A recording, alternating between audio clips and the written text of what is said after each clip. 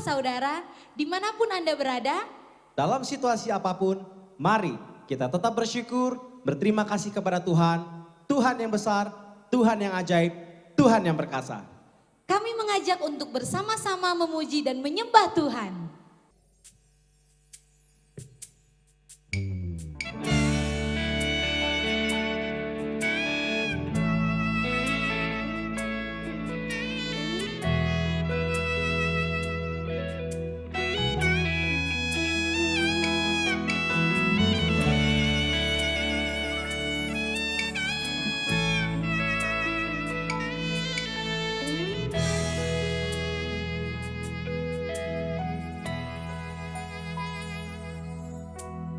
Ku datang padamu, membawa pujianku, hanya kekuatan hadiratmu sanggup menjaga hatiku. Dekat padamu, mau sentuh hatimu, biar ku melihat kemuliaan yang kau sediakan bagiku. Bagimu pujian, hormat, kemuliaan, Kaulah kebanggaan di dalam hidupku. Janji-Mu bersinar, buktikan Kau besar, tiada yang seperti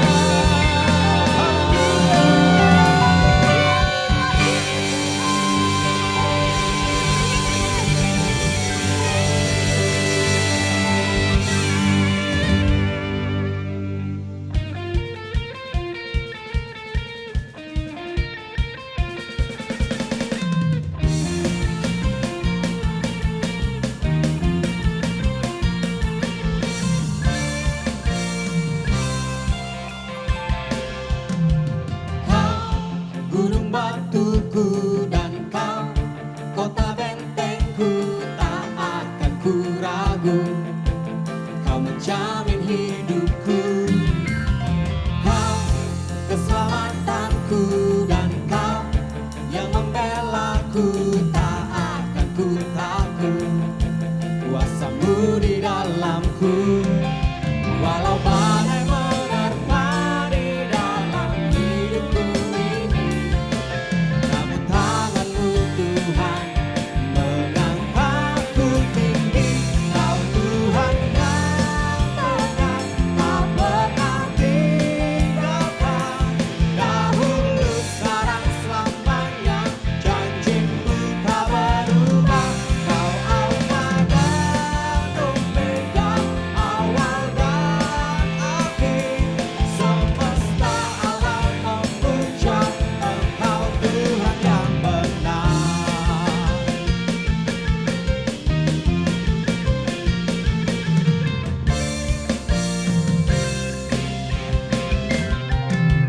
Kau gunung batuku dan Kau kota bentengku, tak akan ku ragu. Kau menjamin hidupku. Kau keselamatanku dan Kau yang membelaku, tak akan ku takut. Kuasa-Mu di dalamku, walau badai menerpa di dalam hidupku ini, namun tangan-Mu Tuhan mengangkatku tinggi. Kau Tuhan yang benar, tak pernah tinggalkan. Dahulu, sekarang, selamanya, janji-Mu tak berubah. Kau Alfa dan Omega, awal dan akhir. Semesta alam memuja Engkau Tuhan yang benar.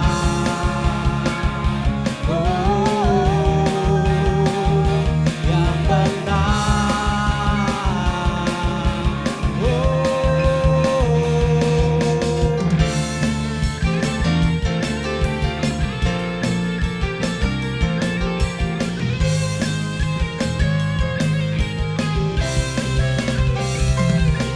walau badai menerpa di dalam hidupku ini, namun tangan-Mu Tuhan mengangkatku tinggi.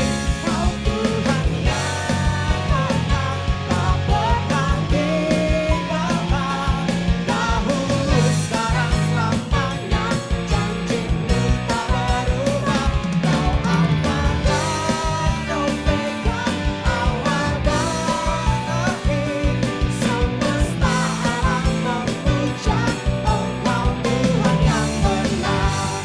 Semesta alam memuja, semesta alam memuja, semesta alam memuja Engkau Tuhan yang benar.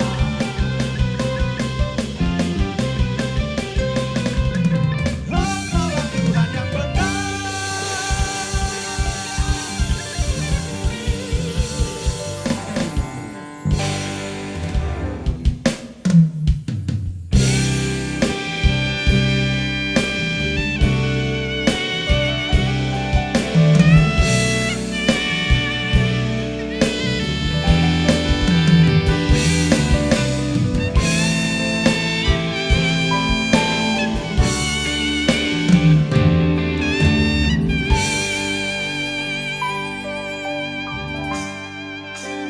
Hanya dekat Allahku, rasa tenang hatiku. Kau sertai jalanku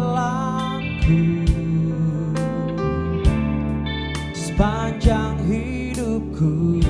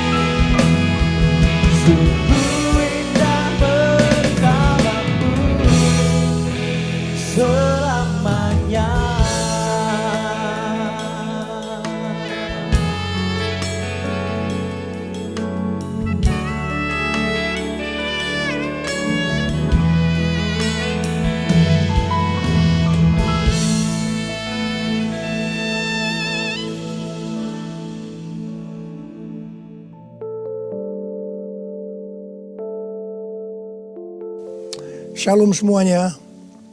Alkitab berkata bahwa Kristus telah mati karena dosa-dosa kita. Dia dikuburkan, tetapi pada hari yang ketiga dia dibangkitkan. Setelah itu selama 40 hari Tuhan Yesus menampakkan diri kepada lebih dari 500 murid-muridnya untuk membuktikan bahwa dia hidup. Dan dengan disaksikan oleh murid-muridnya, Tuhan Yesus terangkat ke surga. Pesan terakhir Tuhan Yesus kepada murid-muridnya seperti yang tertulis dalam Kisah Para Rasul 1 ayat 8. Tetapi kamu akan menerima kuasa kalau Roh Kudus turun ke atas kamu, dan kamu akan menjadi saksiku di Yerusalem dan di seluruh Yudea dan Samaria dan sampai ke ujung bumi. Kalau saudara adalah murid Tuhan Yesus, berarti pesan ini juga buat saudara dan saya. Setelah Tuhan terangkat ke sorga, 120 murid-murid berkumpul di kamar loteng di Yerusalem. Mereka melakukan ini karena Tuhan Yesus memerintahkan agar mereka jangan pergi dari kota Yerusalem sebelum diperlengkapi dengan kuasa dari tempat tinggi. Apa yang mereka lakukan? Mereka semua bertekun dengan sehati dalam doa bersama-sama. Artinya mereka berdoa, memuji dan menyembah Tuhan dalam unity siang dan malam. Ini adalah prinsip restorasi Pondok Daud. Setelah 10 hari mereka melakukan itu, pada hari raya Pentakosta, tiba-tiba terdengarlah seperti tiupan angin keras di ruangan itu. Kemudian tampaklah lidah-lidah seperti nyala api, bertebaran dan hinggap kepada mereka masing-masing. Dan mereka dipenuhi dengan Roh Kudus, dengan tanda awal berbahasa roh. Setelah itu mereka dipakai oleh Tuhan untuk menjadi saksinya. Mereka melakukan amanat agung Tuhan Yesus. Peristiwa pencurahan Roh Kudus ini kita sebut sebagai Pentakosta yang pertama. Ku mau hidup seturut kehendak Tuhan. Ku mau memberi semua yang ku dapat berikan. Ku mau cinta Dia lebih dari semua. Ku tak dapat membalas kasih-Nya. Ku mau hidup seturut kehendak Tuhan. Ku mau memberi semua yang ku dapat berikan. Ku mau cinta Dia lebih dari semua. Ku tak dapat membalas kasih-Nya. Ku tak dapat membalas kasih-Nya. Ketika Tuhan Yesus ditanya oleh murid-muridnya mengenai tanda kedatangan Tuhan Yesus kembali dan tanda kesudahan dunia ini, salah satunya Tuhan Yesus menjawab dari Matius 24 ayat 14. Dan Injil Kerajaan ini akan diberitakan di seluruh dunia, menjadi kesaksian bagi semua bangsa. Dan sesudah itu barulah tiba kesudahannya. Jadi Tuhan Yesus akan datang kembali setelah Injil Kerajaan diberitakan di seluruh dunia, menjadi kesaksian bagi semua bangsa. Tuhan Yesus pasti datang kembali. Karena itu Tuhan Yesus memberikan tugas kepada kita, murid-muridnya, untuk menjadi saksi. Yaitu pergi dan menjadikan semua bangsa itu murid Tuhan Yesus. Ini yang disebutkan dengan amanat agung Tuhan Yesus. Untuk melakukan amanat agung Tuhan Yesus tidak bisa dengan kekuatan sendiri, tetapi dengan kuasa yang diberikan Roh Kudus kepada kita. Kalau kita merindukan kedatangan Tuhan Yesus, seharusnya kita melakukan amanat agung dengan sungguh-sungguh.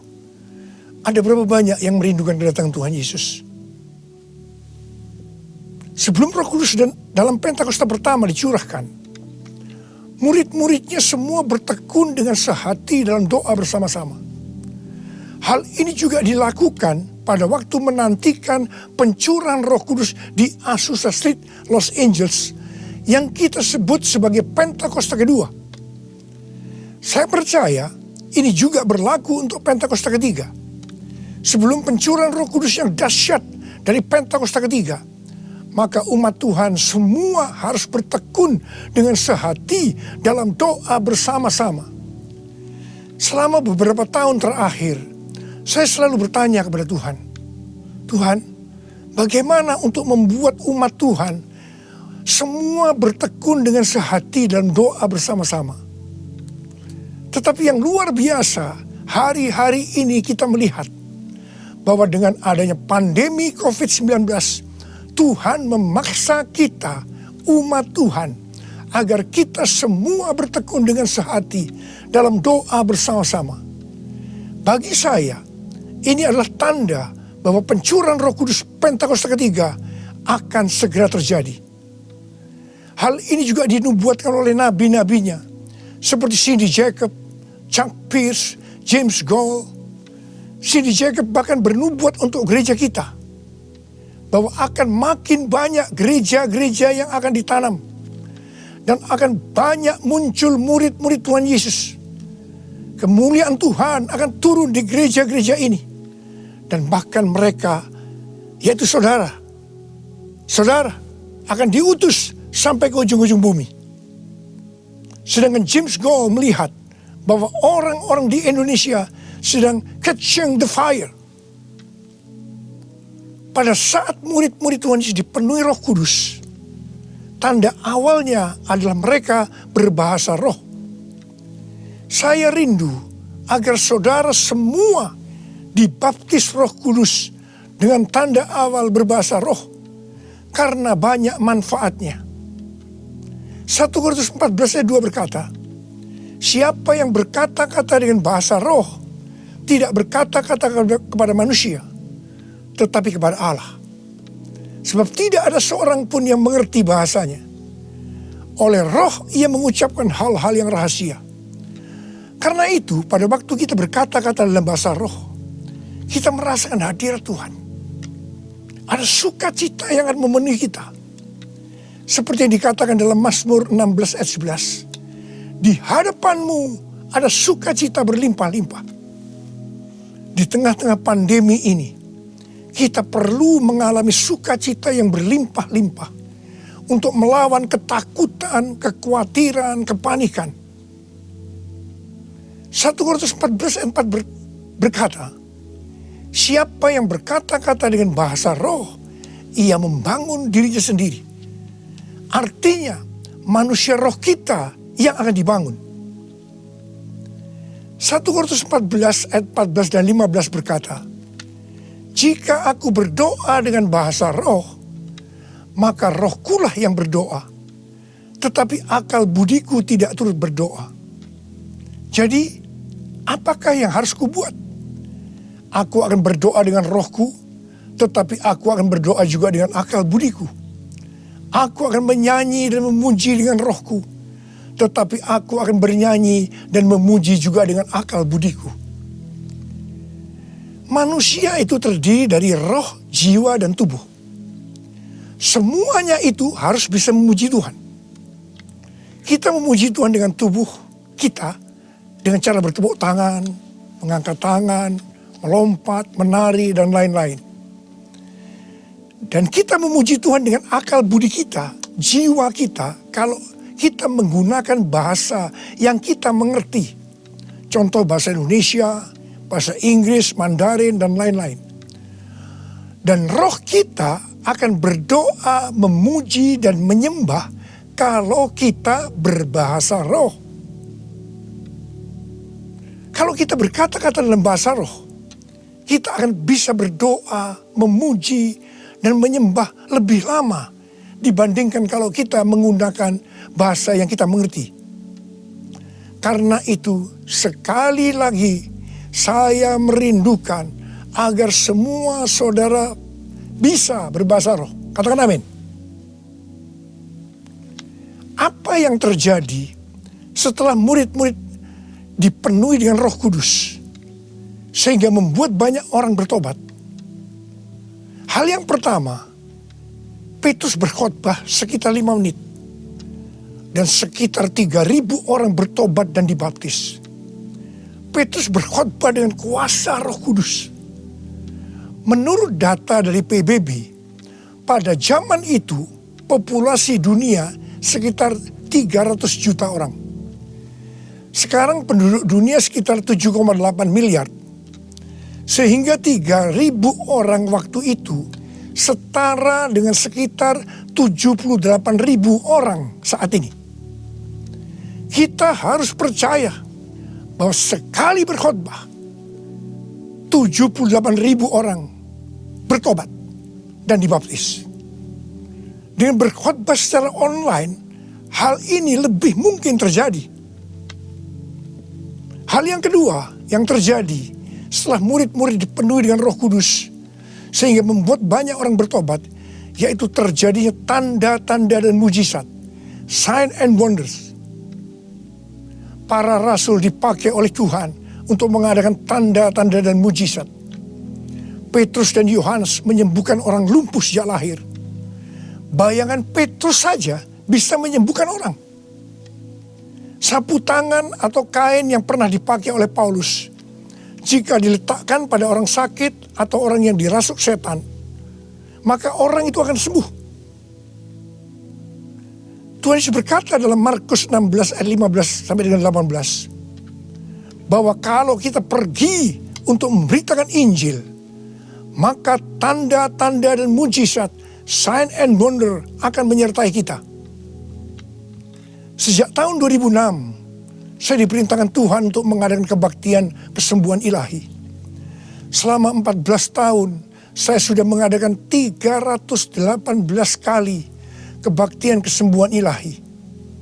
Setiap kali saya berkhotbah, pasti saya memberitakan Injil. Dan tanda-tanda dan mujizat terjadi. Saya diperkenankan oleh Tuhan untuk melihat dan mengalami mujizat seperti yang dilakukan oleh Tuhan Yesus 2000 tahun yang lalu.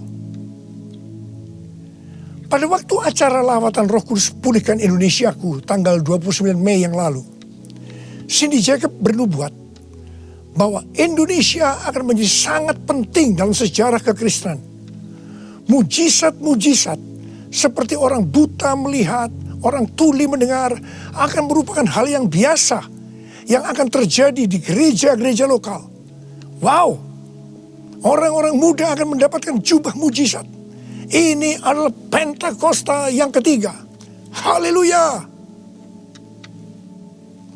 Hal yang ketiga yang terjadi setelah murid-murid dipenuhi dengan Roh Kudus, sehingga membuat banyak orang bertobat, yaitu cara hidup jemaat berubah. Yang pertama, mereka bertekun dalam pengajaran rasul-rasul dan dalam persekutuan. Ini bisa diartikan mereka suka membaca Alkitab. Judul Mazmur 119 yang merupakan pasal dengan ayat terpanjang dalam Alkitab adalah bahagianya orang yang hidup menurut firman Tuhan. Jadi orang yang hidup sesuai dengan firman Tuhan itu akan berbahagia.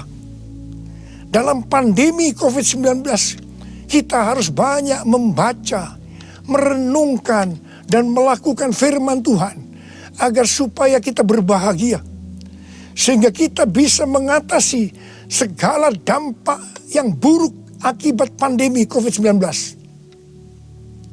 Mazmur 119 ayat 105 berkata, "Firman-Mu itu pelita bagi kakiku dan terang bagi jalanku." Firman-Mu pelita bagi kakiku, terang bagi jalanku. Firman-Mu pelita bagi kakiku, terang bagi jalanku. Waktu ku bimbang dan hilang jalanku, tetaplah Kau di sisiku. Dan takkan ku takut asal Kau di dekatku, besertaku selamanya.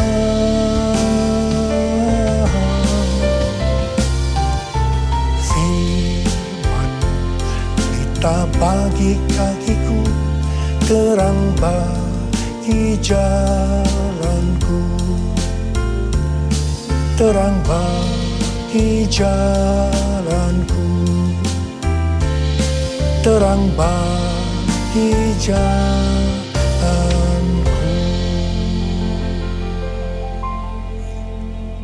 Tuhan memberikan tema tahun 2020 adalah tahun dimensi yang baru.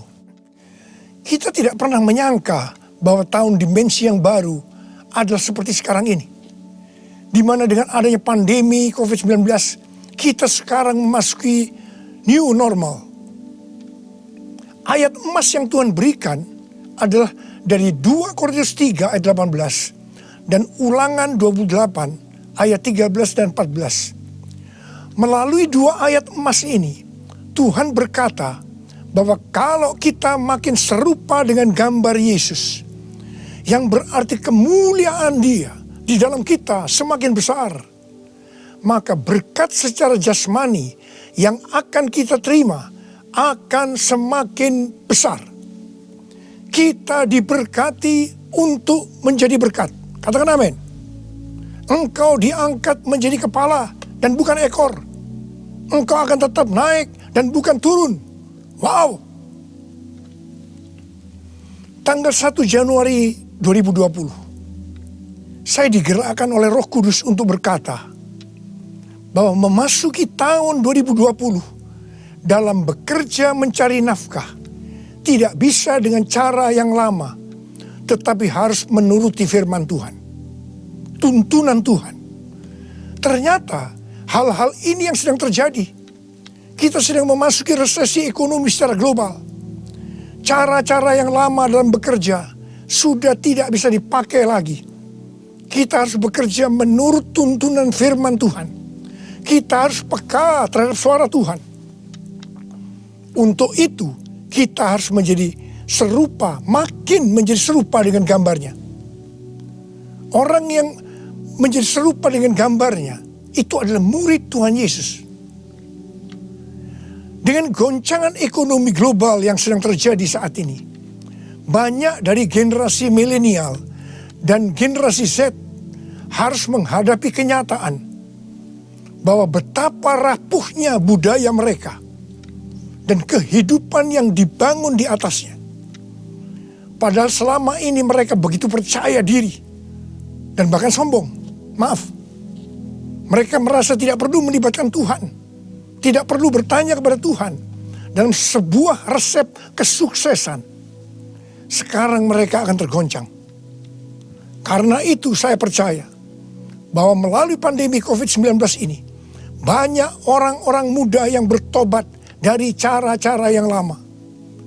Mereka kalau mau diberkati dalam seluruh yang dikerjakan, engkau harus menjadi murid sehingga peka terhadap tuntunan Tuhan. Tidak salah kalau akan terjadi kebangkitan generasi Yeremia, yaitu anak-anak muda yang dipenuhi dengan Roh Kudus, cinta mati-matian kepada Tuhan Yesus, tidak kompromi terhadap dosa, dan akan memenangkan banyak jiwa. Hal yang kedua, cara hidup jemaat berubah.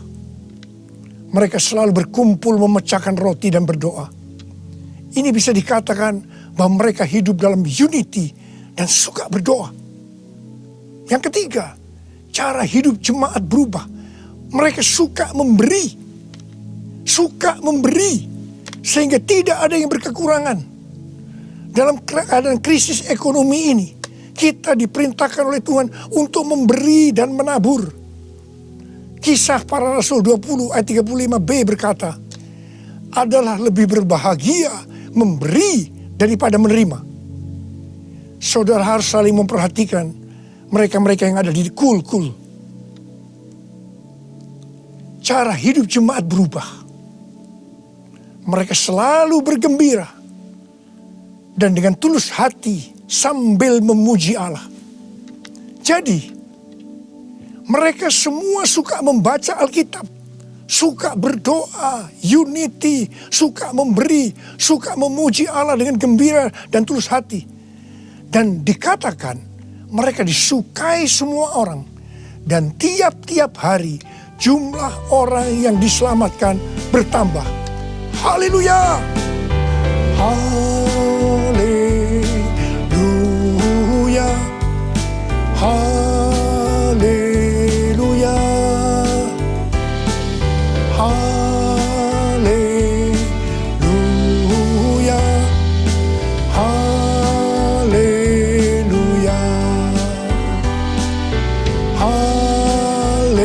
Haleluya! Haleluya!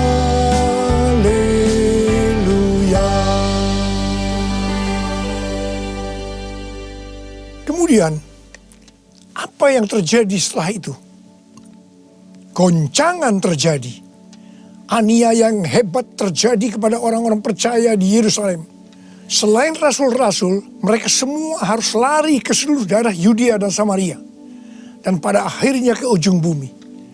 Mereka selama ini berada di zona nyaman di Yerusalem. Mereka biasa berkumpul dalam unity, membaca Alkitab, berdoa, dan memuji bersama-sama dengan sukacita.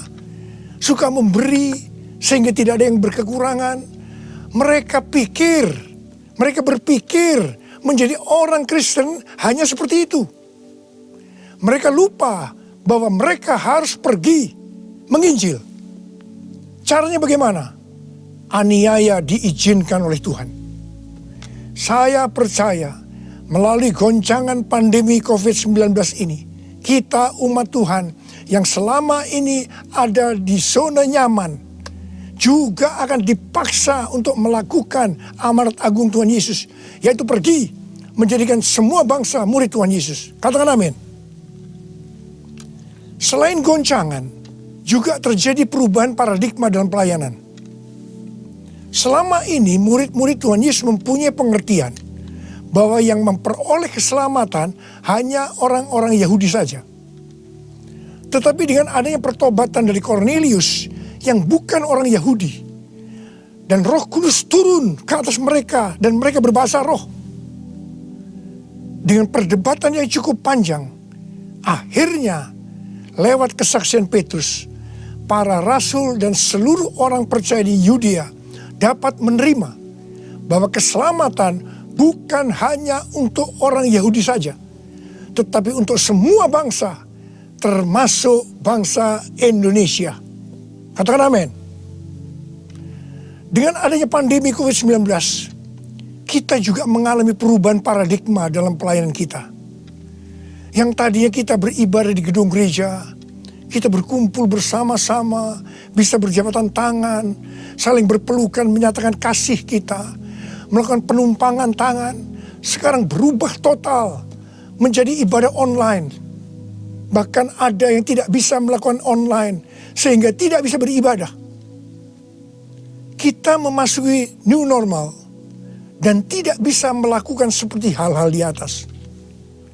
Kita tidak tahu dengan pasti bentuk ibadah kita selanjutnya. Tetapi yang Tuhan mau, kita bisa menerima perubahan paradigma dalam pelayanan ini.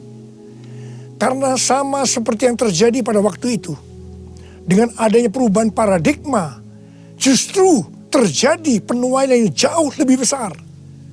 Itu juga yang akan terjadi pada kita pada hari-hari ini.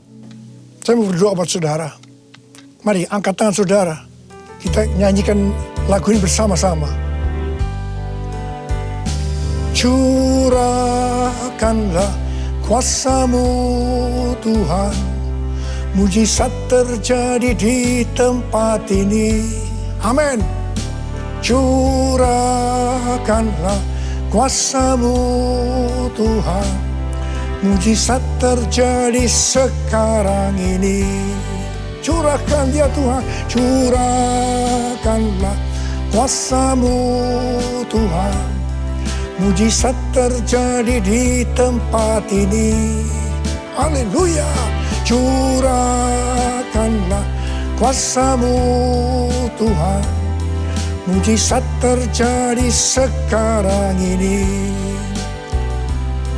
Mujizat terjadi sekarang ini.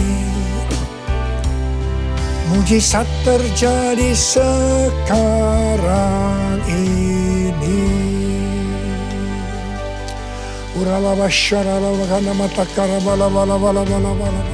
Mari kita berbahasa roh.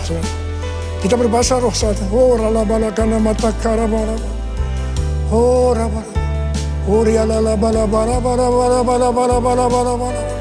Oh Yesus. Oh Yesus, Yesus.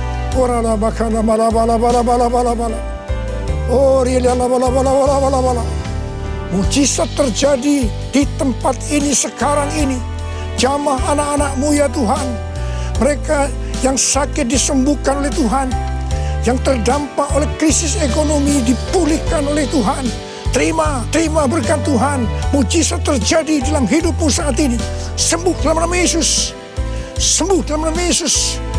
Engkau akan dicukupkan, malah berkelimpahan di dalam segala hal. Terima. Tuhan, curahkan kuasa-Mu. Pakai anak-anak-Mu semua nih Tuhan. Menjadi saksi-Mu. Melakukan amanat agung Tuhan Yesus.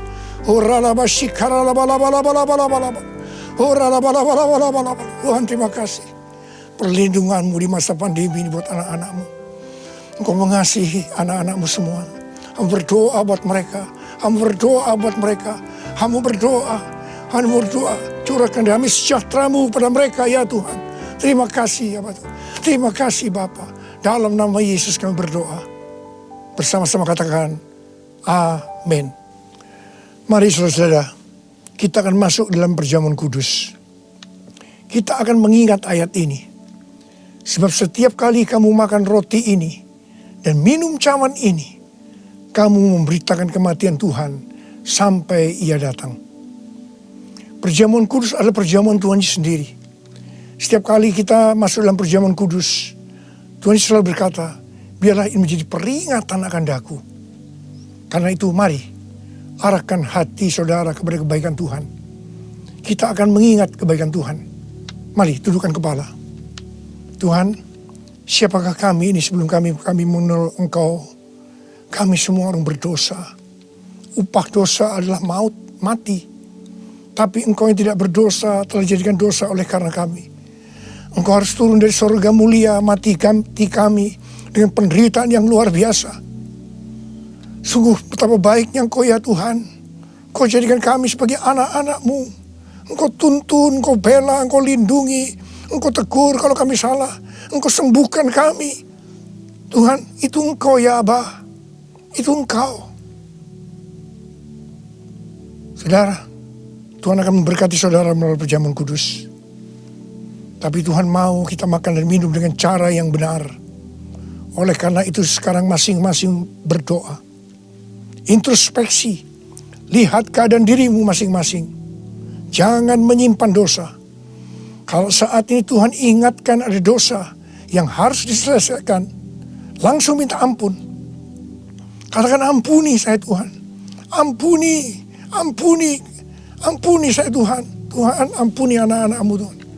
Ampuni anak-anak-Mu ya Tuhan. Layakkan kami untuk masuk dalam perjamuan kudus hari ini. Betapa baiknya Engkau ya Tuhan di tengah-tengah pandemi ini. Engkau terus menyertai kami anak-anak-Mu. Terima kasih Bapa. Kami akan masuk dalam perjamuan kudus dengan hati yang penuh ucapan syukur. Dalam nama Yesus. Amin. Sekarang mari angkat roti di tangan kanan saudara tinggi-tinggi. Sebab apa yang telah kuteruskan kepadamu telah aku terima dari Tuhan. Yaitu bahwa Tuhan Yesus pada malam waktu Ia diserahkan mengambil roti. Dan sesudah itu Ia mengucap syukur atasnya. Dia memecah-mecahkannya dan berkata, inilah tubuhku yang diserahkan bagi kamu. Perbuatlah ini menjadi peringatan akan aku. Saudara yang kasih Tuhan, bukankah roti yang kita pecah-pecahkan ini adalah persekutuan kita dengan tubuh Kristus? Mari kita makan dalam nama Yesus.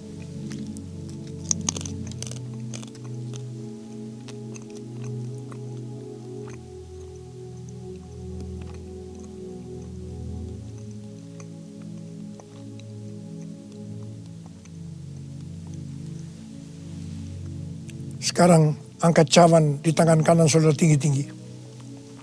Demikian juga ia mengambil cawan sesudah makan lalu berkata, cawan ini adalah perjanjian baru yang dimeteraikan oleh darahku. Perbuatlah ini setiap kali kamu meminumnya menjadi peringatan akan aku. Sudah dikasih Tuhan, bukankah cawan pengucapan syukur yang atasnya kita ucapkan syukur adalah persekutuan kita dengan darah Yesus. Mari kita minum dalam nama Yesus.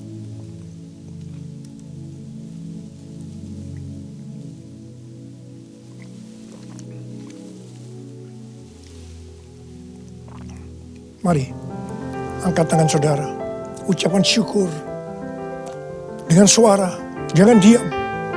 Tuhan, kami terima kasih ya Tuhan. Kami bersyukur ya Tuhan, terima kasih.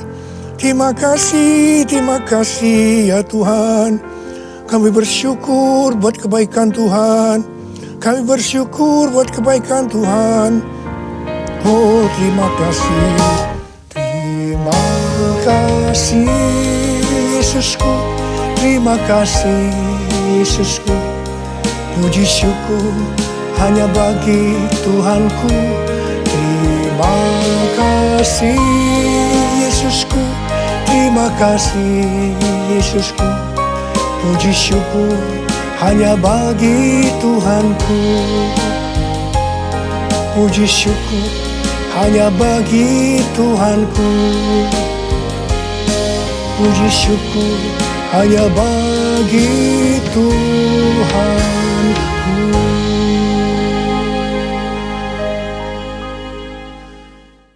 Kita sudah memuji, menyembah Tuhan, dan mendengarkan firman Tuhan. Ini saatnya kita memberikan persembahan. Persembahan syukur Persembahan diakonia. dan juga persembahan persepuluhan. Di layar saudara terdapat nomor rekening untuk transfer persembahan. Selamat memberi.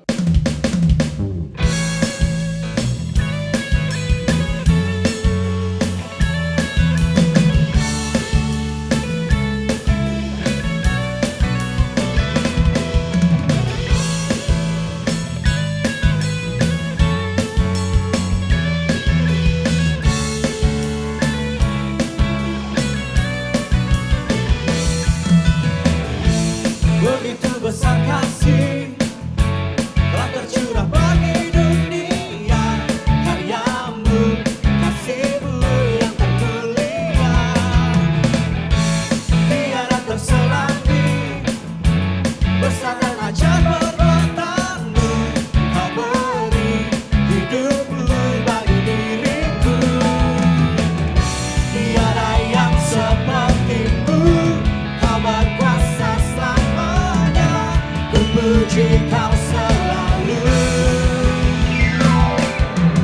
Oh, betapa dalamnya, betapa lebarnya kasih setiamu. Oh, tiada bandingannya, tiada duanya, tiada seperti kau, Yesus Tuhanku.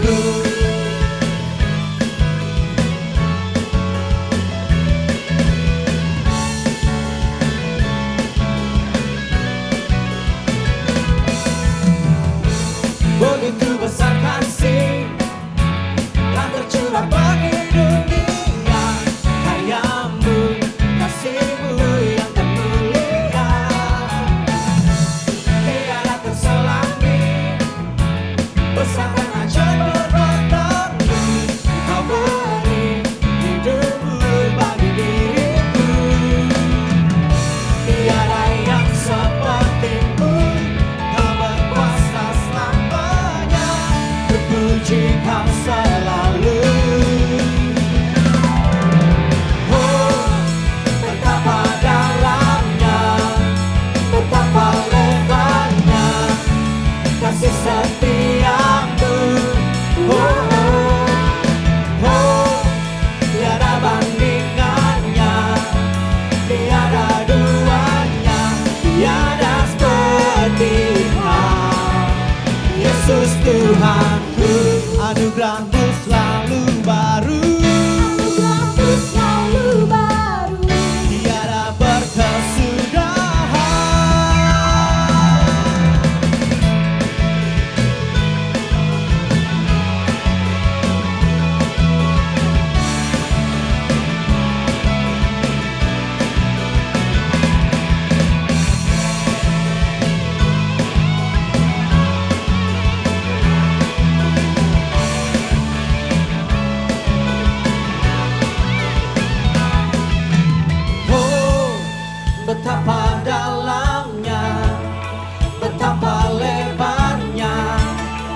kasih setiamu.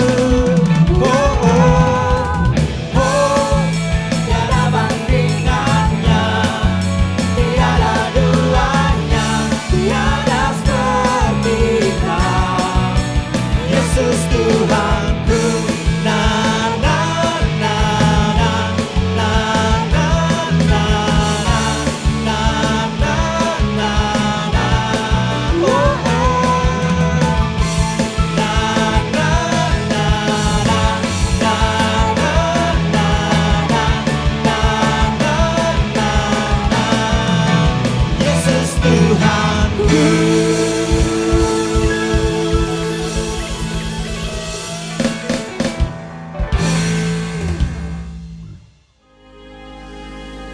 Angkat tangan saudara, terima berkat Tuhan. Pulanglah dengan berkat Tuhan. Kasih karunia yang berlimpah-limpah daripada Allah Bapa di dalam Anak yang tunggal Yesus Kristus.